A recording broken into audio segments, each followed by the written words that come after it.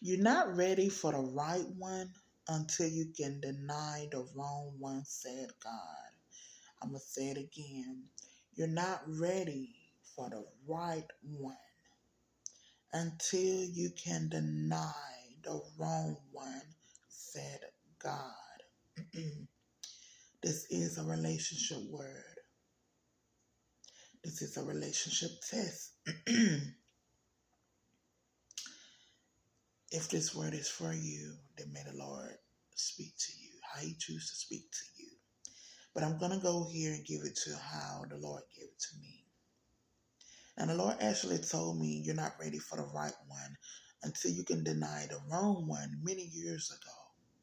But it's not until now that He re-brought this word back up and had me to give it as a full word, even with a biblical story example. And the biblical story example that He want me to use for this word is Jacob and Esau in Genesis 25. And just like Esau, you're Esau, but to a certain degree. Because we're gonna decree you're not gonna give in to what Jacob is willing to offer you, what Jacob is cooking up. See, Jacob was already on standby. So I want to say it was already a plot from the beginning.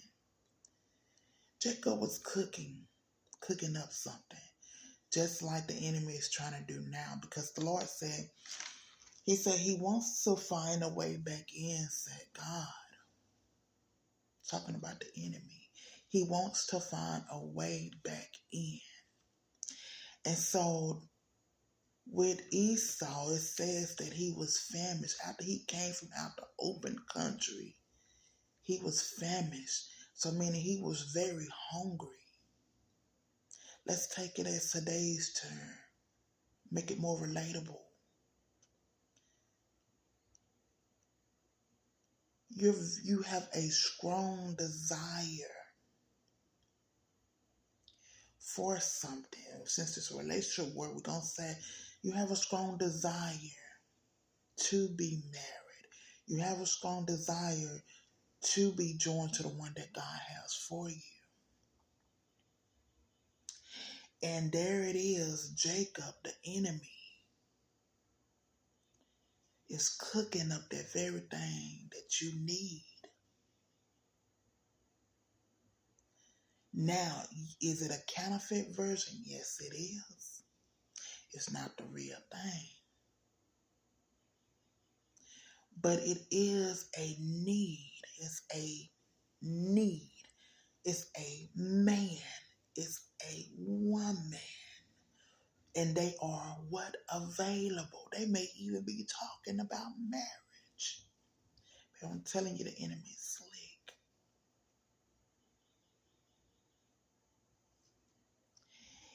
But I want to also go here because it said Esau despised his birthright. See, I pray you don't give in to the enemy and what he's trying to bring back around to you. That one that he's trying to represent back to you, or that one that he's trying to offer you. It can be a new one, or it can be something that he's trying to spin a block on you again with. Because with Esau, it says, I'm going to say it again, he despised his birthright. It's going to cause you something. Because that's what happened with Jacob. When he went to get what was being offered, he basically told him, okay, well, make a deal with me. First, give me your birthright. See, don't think you're going to ever get anything from the enemy for free. Especially not now. Especially not now. It's going to cost you. If you accept that relationship, it's going to cost you your birthright. It's going to cost you something. It's going to cost you your destiny. It cost Esau his whole destiny. He gave up his birthright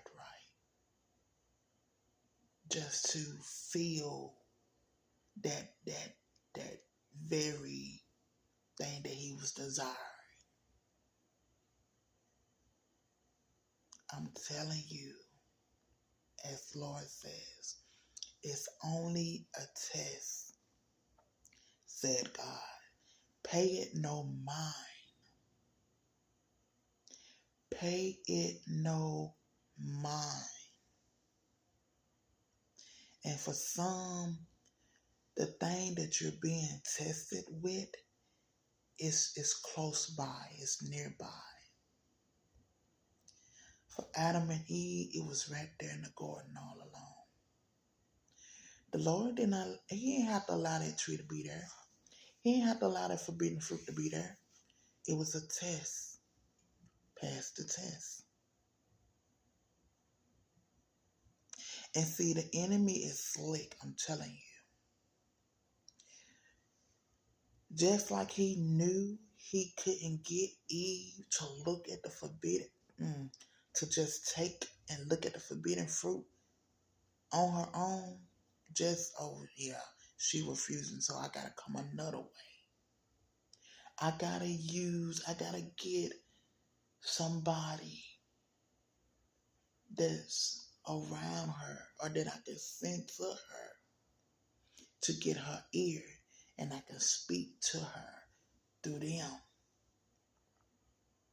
Now we're going to call the forbidden fruit Johnny, literally, because it's a relationship word. See, the enemy know he can't get you to re-look back up on Johnny because you used to be with Johnny. He want to re-offer you Johnny again, or it could be a new man, Frank. He know he can't get you to just look up on that because you know that's not the one. It could be God done showed you who it is for you, or he done told you to let them go, don't go back, whatever, however. The enemy knows he can't get you to just look back upon Johnny. So what he may try to do is send a stranger. It can be even somebody you're familiar with, that his spirit is behind, or that he can use to speak to you. All he wants you to do is start looking back upon Johnny. But he'll try to do it through another person. Girl, I thought you said you finna get married. Yeah, I'm waiting on the Lord though. Girl, I seen Johnny. Or however. Girl, you know Johnny, let me tell you what I seen Johnny. I heard about a Johnny. Johnny. He just need the seeds to get planted. He needs you to get comfortable with whoever it is that's in your ear because his spirit is speaking through them to you. Plant those seeds through communication. That was Eve's mistake. Through communication. She gave her ear to something that the spirit of Satan was operating behind. And we know that something to be a serpent.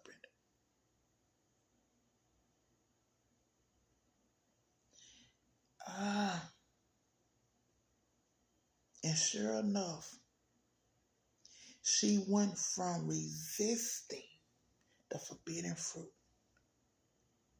She went from following and obeying. Oh, God. To then looking upon the very thing that God said don't touch.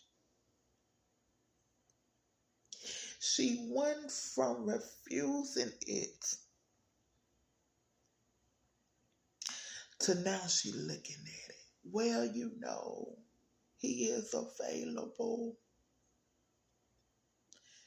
Pay it no mind, said God, it's only a